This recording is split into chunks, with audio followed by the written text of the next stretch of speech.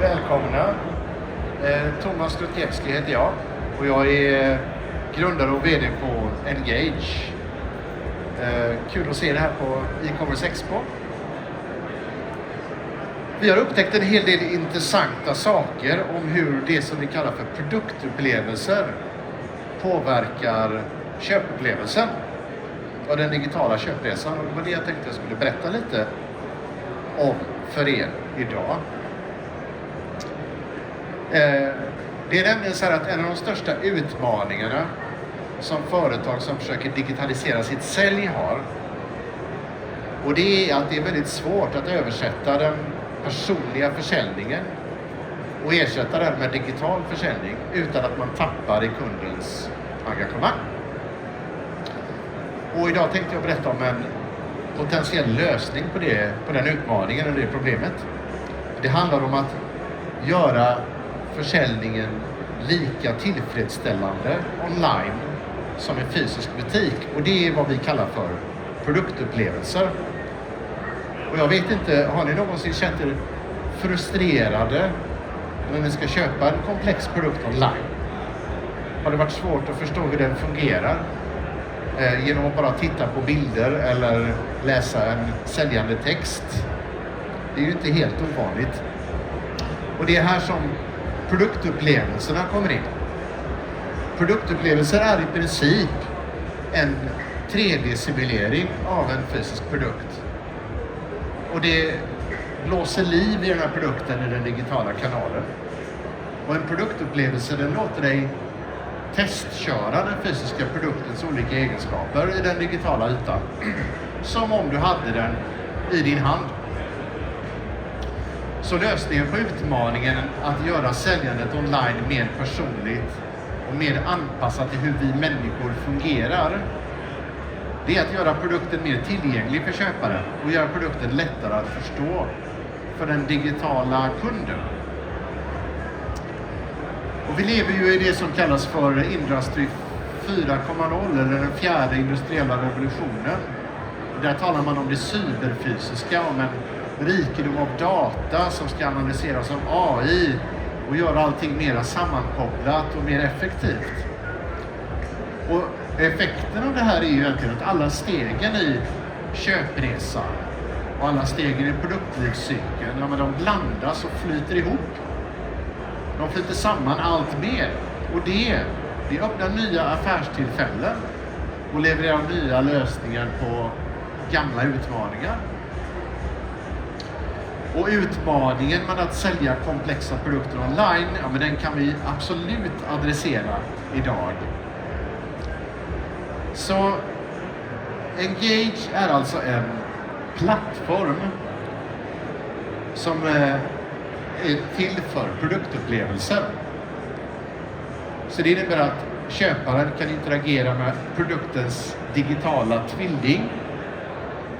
Och det är precis som om du hade produkter i din hand. Så se det som att det blir förbättrad genomförsäljning. Tänk att det blir färre felköp, färre returnerade produkter och framförallt en mer personlig köpupplevelse.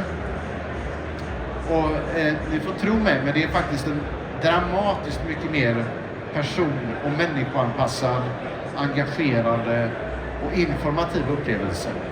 Och folk tycker verkligen om att köpa produkter på det här sättet. Och för övrigt QR-koden här, den går ju till vår webbplats. Det som ni ser på skärmen just nu, det är ett grymt exempel på det. Det här är en produktupplevelse från tyska Liebherr, företaget som uppfann den moderna kylen. Och här kan man prova produktens olika egenskaper och funktioner. Och man kan till och med interagera med kylskåpets digitala skärm och allting är precis som i den fysiska produkten. Så man kan få en väldigt bra känsla av hur det är den här produkten att äga och använda. Och frågan är då, skulle det här göra ert köpbeslut enklare när ni köper någonting online? En studie som gjordes av Handelshögskolan här i Stockholm, den visar att sådana här produktupplevelser ökar produktförståelsen med 43% jämfört med vanligt content i ett e-handelsscenario. Och det här leder också till ökad köpvilja och framförallt, som jag tycker är väldigt spännande, en ökad uppfattad produktkvalitet. Alltså när man kan prova produkten, man kan lägga tid på den och man kan dra sina egna slutsatser, då händer det här som vi ser på skärmen där. Precis som när man möter produkten i verkligheten egentligen. Det är samma sak. Och det är ju därför att produktupplevelserna svarar inte på frågan hur ser produkten ut? Jo, det gör de, men det är mer en bieffekt. Utan de svarar på frågan hur fungerar produkten? Hur är den att använda? Och det här sättet att ta till sig produkter, det fungerar lika bra på gamla, unga, digitala, analoga människor, därför att det är anpassat till hur vi människor tycker om att lära oss saker. Genom att använda flera av våra sinnen och genom att göra istället för att titta på. Så det återspeglas i det faktum att tiden som folk investerar i de här produktupplevelserna, de hamnar på flera minuter, i vissa fall tiotals minuter. Om man tittar på alla produktupplevelser i alla kategorier som vi har mätt i alla fall, så är snittinteraktionstiden nära 4 minuter. Och det är ganska länge i ett digitalt sammanhang. Och länge är ju för att du slutar vara betraktare och blir utforskare istället. Så, hur påverkar det här kundnöjdheten? Det är den stora och mycket bra frågan. Min hypotes är att kundnöjdheten förbättras dramatiskt. Och idag, här och nu, så tänker jag avslöja ett spännande projekt som går ut på att se om min tes stämmer. Och det är ett samarbete mellan oss och Whiteaway, hej Henrik, och tyska Liebherr och universitetet i Bath, University of Bath School of Management. Och tanken är att vi då ska exponera Whiteaways tusentals vitvaruköpare, vitvarukunder, för den här produktupplevelsen i e-butiken. Och Dr. Carl Philip Ahlbom, som är här någonstans idag, som är senior forskare på universitetet i Bath, han ska se till att leda den här studien och se till att vi fångar in datan på rätt sätt. Vi kommer mäta precis hur potentiella köpare beter sig när de utforskar den här produktupplevelsen på i Whiteaways webbplatser. För ni förstår, det är nämligen så att de här produktupplevelserna som vi gör, de kan mäta vad du gör när du interagerar med produkten. Eller när du interagerar med produktens digitala tvilling, rättare sagt. Och då kan vi använda den här datan för att förstå delvis vad är det som faktiskt intresserar köpare. Vad lägger de sin tid? Vad lägger de sin uppmärksamhet? Och vi kan också förstå om det finns någonting i produkten som är för svårt. Och om ni är intresserade av hur det går med den här studien, så kan ni följa mig på LinkedIn, så blir ni först att få reda på resultatet. Näst efter Henrik då.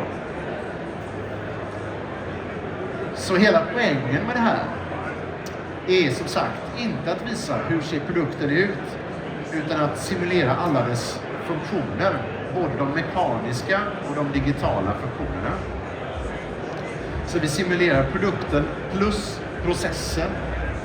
Och i den här produktupplevelsen, det är en industriprodukt från svenska Tyri Lights, så kan man lätt förstå hur produkten, som är ett belysningssystem för tunga fordon, hur den är att använda, hur det smarta belysningssystemet fungerar, hur fungerar fjärrkontrollen, hur fungerar appen och så vidare.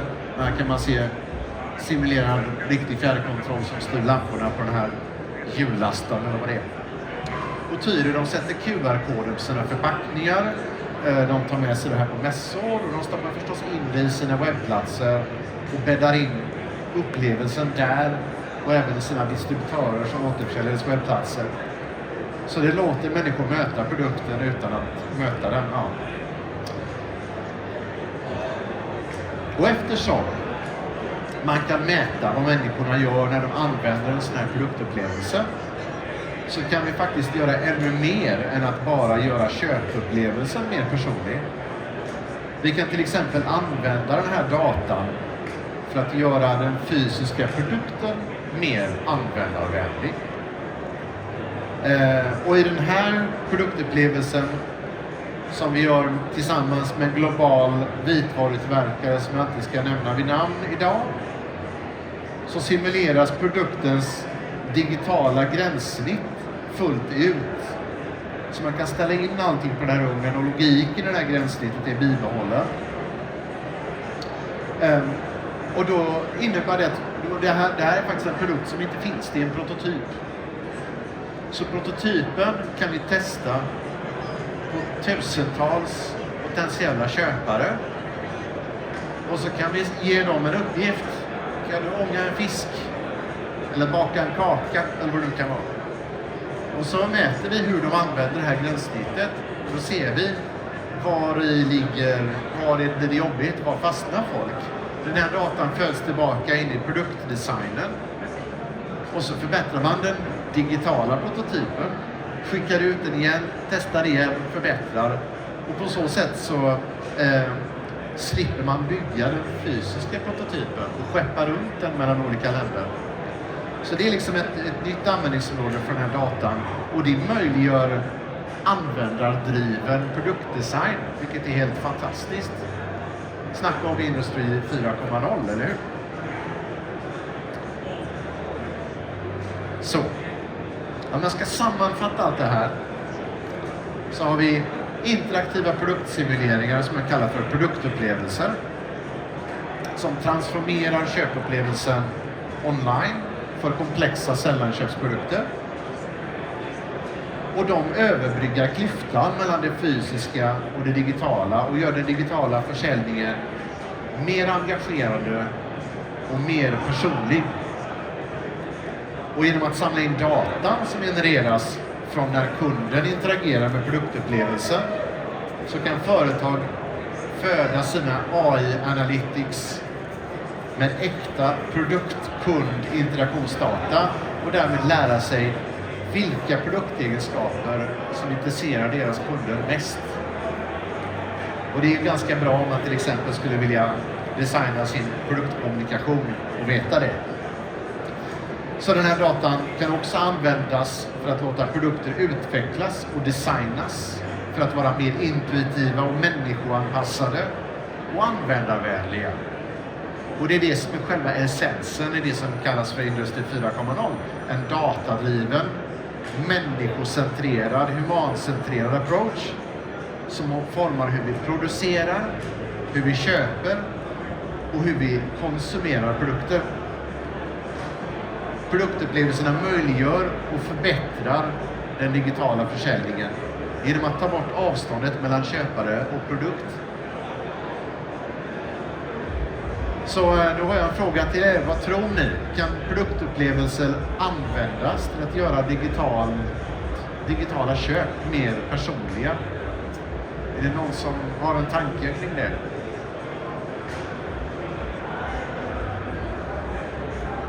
Eller har några frågor? Om ni har frågor så står jag i den montern som är precis där, den gröna. Så det är välkomna dit. Och har ni inga frågor, då får jag tacka så mycket för mig och önskar er en fin mässdag. Tack ska ni ha.